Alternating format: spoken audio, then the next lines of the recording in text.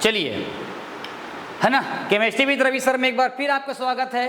प्यारे बच्चों, हमारा जो 11वीं का जो 11th का जो सीरीज चल रही थी कार्बनिक यौगिक वाला, और इसमें हम लोग आज बात करने जा रहे हैं। इसके पहले वाले वीडियो को आप देखिए, सूत्र क्या होता है, सूत्र के प्रकार क्या होता है, मूलानुपाती सूत्र क्या होता है, उसके क्या उपयोग है उसके बारे में बताया था, अणुसूत्र के बारे में बताया था। अब उसी लेक्चर को लेके मैं एक जो है यहाँ पे लेके आया हूँ आंकिक प्रश्न। ये पेपर में बहुत इंपॉर्टेंट है, इसमें से क्वेश्चन पहला चैप्टर से पूछा ही जाता है और आपको जो है यहाँ पर अलर्ट रहना है। चलो मैं आपको बताता हूँ कि इसके क्वेश्चन कैसे सॉल्व कराते हैं। तो सबसे पहले आप देखिए, एक कार्बनिक यौगिक का प्रतिशत संगठन कार्बन 61%, परसेंटेज हाइड्रोजन 11.88% पाया गया। तो उस कार्बन उस यौगिक का मूलानुपाती सूत्र, ठीक है, एवं अणुसूत्र ज्ञात कीजिए। दो चीज निकालना है, एक पूछा है मूलानुपाती सूत्र पूछा है और सेकंड नंबर पूछा हुआ है आपका अणुसूत्र पूछा हुआ है, ठीक है। ज्ञात कीजिए यदि यौगिक का वाष्प घनत्व कितना दिया हुआ है, 59 दिया हुआ है। अब अपन को क्या करना है, निकालना पड़ेगा। तो जब इस टाइप का प्रश्न आता है, मूलानुपाती सूत्र ज्ञात करना और अगर अणुसूत्र निकालने अगर कोई प्रश्न आता है, तो फर्स्ट ऑफ ऑल में आपको क्या करना है, इसके नियम क्या हैं, इसके रूल्स क्या हैं, ये आप डिटेल में देख लो और समझ जाओ। फिर आने वाले न्यूमेरिकल्स को आप अच्छी तरीक़ा से इसको बना सकते हो। तो सबसे पहले आपको क्वेश्चन में दिया गया डाटा, उसको आपको कलेक्ट करना है। कार्बन मैंने लिखा है, कार्बन कितना 61%, हाइड्रोजन कितना लिखा हुआ है 11.88%। जो भी डाटा दिया रहेगा उसको आप लोग यहाँ पे लिख लेना, जैसे हमने यहाँ पर लिख लिया है। अब लिखने के बाद उस डाटा के जो भी एलिमेंट्स होगा, जैसे यहाँ पे कार्बन और हाइड्रोजन है, उसके परसेंटेज को आपस में क्या करना, जोड़ देना, ऐड कर देना। ऐड करने के बाद ये देखना क्या उसमें परसेंटेज पूरा 100 आ रहा है क्या।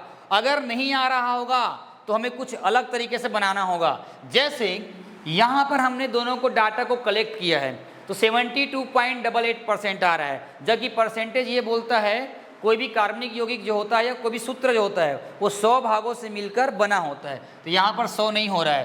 तो जैसे इस कार्बनिक यौगिक में ऑक्सीजन अपन को निकालना है, तो ऑक्सीजन का प्रतिशत मात्रा बराबर 100 माइनस इसके 8 को यहाँ कर देंगे। दोनों को जब घटा देंगे तो हमें हमारे पर माइनस करने के बाद क्या निकल के आ गया, ऑक्सीजन का यहाँ डाटा हमारे पास आ गया, जिसका है 27 पॉइंट कितना हो गया 12। तो हमारे पास क्या निकल गया, क्या निकल गया, ऑक्सीजन निकल गया।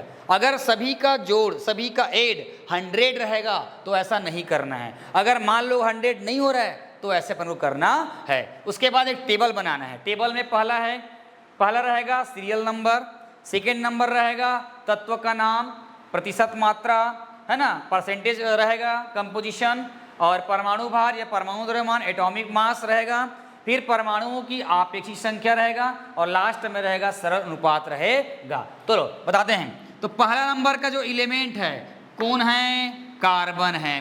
कतेक परसेंट है, 68%। कार्बन का भार कितना होता है, 12, सीख गए। हाइड्रोजन का कितना है 11.88%, यही है नहीं रे परसेंटेज में। अच्छा, ये कितना दिया हुआ है, ये इसका भार कितना होता है 1। ऑक्सीजन यहाँ पर कितनी निकली हुई है, कितना निकली हुई है 27 दशमलव कितना निकला हुआ है ये, और ऑक्सीजन का कितना होता है 16। सीख गए, यहाँ तक पहला काम सीख गए। अब क्या करना है उसको बताता हूँ। अब ये वाले कॉलम में अपन को दो काम करना है। ये जो प्रतिशत दिया हुआ है उसको, प्रतिशत मात्रा जो दिया है उसको हम लोग परमाणु भार से क्या करेंगे, डिवाइड करेंगे। तो यहाँ पर देखो क्या लिखेंगे, 61 बटे कितना हो जाएगा 12, समझे क्या। यहाँ पर कितना हो जाएगा 11.88 बटे कितना हो जाएगा 1, और यहाँ पर कितना हो जाएगा 27.12 बटे कितना हो जाएगा आपका 16। समझ में आ गया, क्लियर है। अब यहाँ पर क्या हो जाएगा, इससे इसे डिवाइड करेंगे, इससे इसके डिवाइड करेंगे और इसको इसे डिवाइड करेंगे। तो डिवाइड करने के बाद इसको जब इसे डिवाइड करोगे तो कितना आएगा, उतना ही आएगा। कितना आ जाएगा 88 दशमलव कितना आ जाएगा, वो आ जाएगा। और मान लो इसको हम लोग डिवाइड करेंगे तो 12 पंचे 60 कुछ आएगा इसमें, तो मैं बताया था निकाल के। ये इसको जो डिवाइड करेंगे तो ये ना क्या आएगा मालूम है, 5 5.08 आएगा लगभग, तो 5 ही मानेंगे उसको, ठीक है।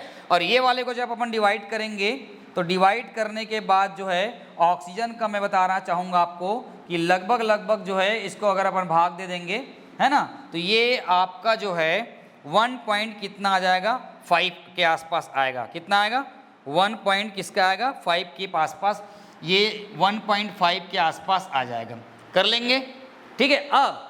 अब हमारा जो असली जो सरलतम अनुपात जो आएगा वो कैसे होगा आपको मैं बताता हूँ।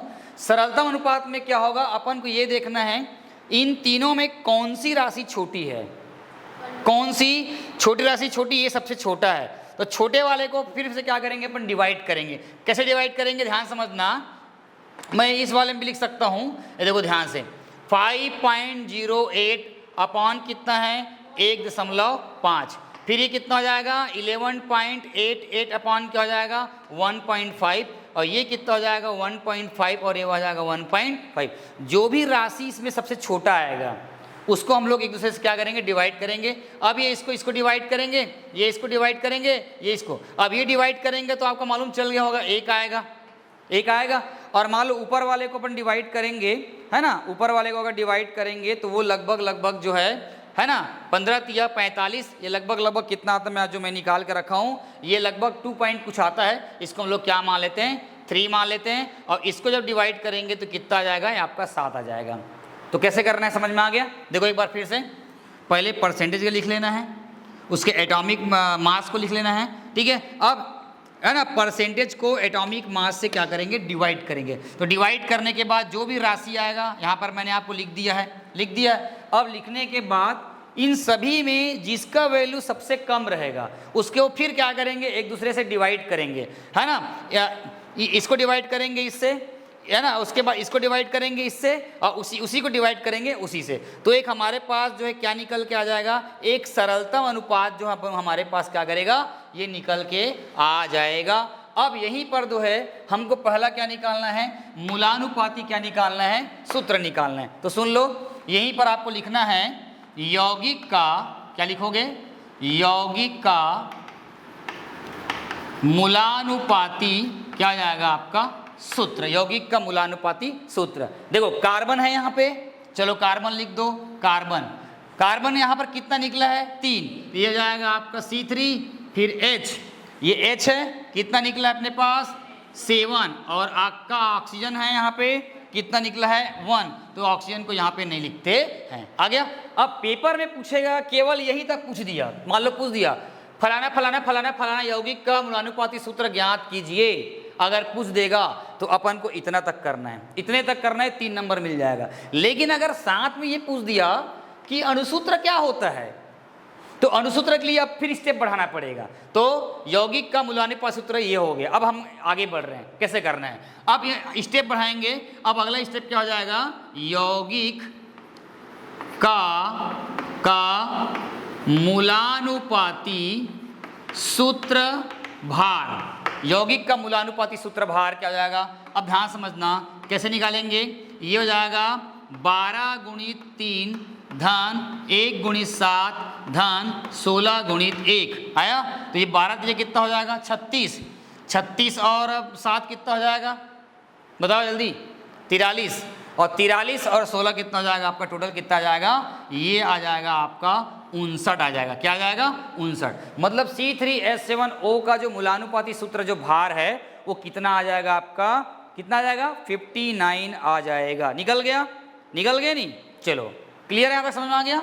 हाँ, अब मैंने एक फार्मूला जो लिखवाया आप लोगों को, बताओ क्या लिखवाया हूँ मैं, अणुभार बराबर क्या निकलवाया हूँ, वाष्प घनत्व इंटू क्या लिखा है 2।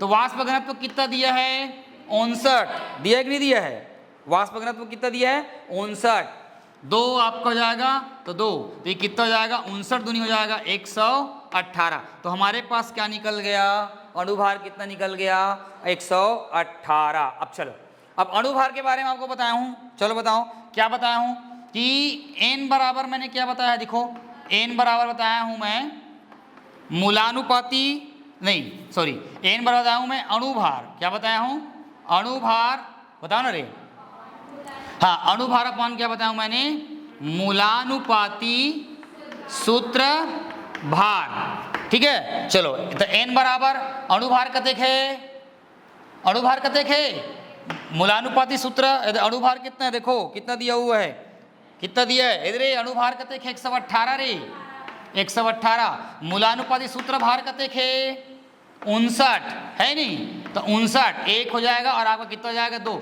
तो n का मान कतेक आ गया 2, हमारे पास n का मान कतेक आ गया 2 आ गया, आया।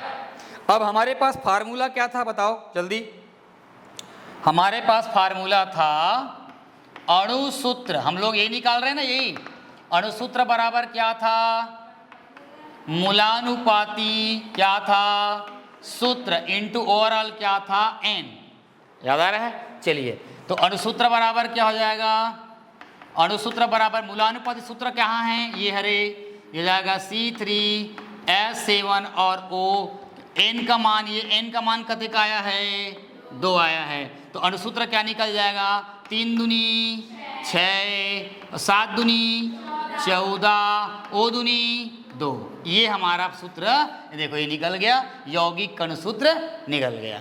अब यहाँ तक पूछेगा तो यहाँ तक निकालना है, बस थोड़ा सा यहाँ पर जो है ये डिवाइड आप लोग को करना पड़ेगा, लेकिन जो मैं कॉन्सेप्ट बताया हूँ इसी कॉन्सेप्ट के बदौलत जो है आपका ये आंकिक प्रश्न जो है आपको बनेगा और इसी तरह का क्वेश्चन आपको बनाना है। चलिए इसके बाद एक क्वेश्चन और प्रैक्टिस करते हैं, तब तक इसको आप जल्दी स्क्रीन, अगर ऑनलाइन प्लेटफॉर्म पे देख रहे हैं वो स्क्रीनशॉट ले लेवे और यहाँ पर जो बैठ के जो पढ़ रहे हैं वो तुरंत यहाँ पर नोट करे, है ना। चलिए टेक ए स्क्रीनशॉट फटाक से, हो गया। चलिए अब जो है अगले वीडियो में अगले न्यूमेरिकल्स में आपके साथ फिर जुड़ते हैं, तक लिए बने रहिए। बिल्कुल जीरो से सुपर हीरो कौन, मोर संगवारी रवि सर तुम्हार द्वार, थैंक यू। वैसे बोलता अच्छा हूं ना है? yes,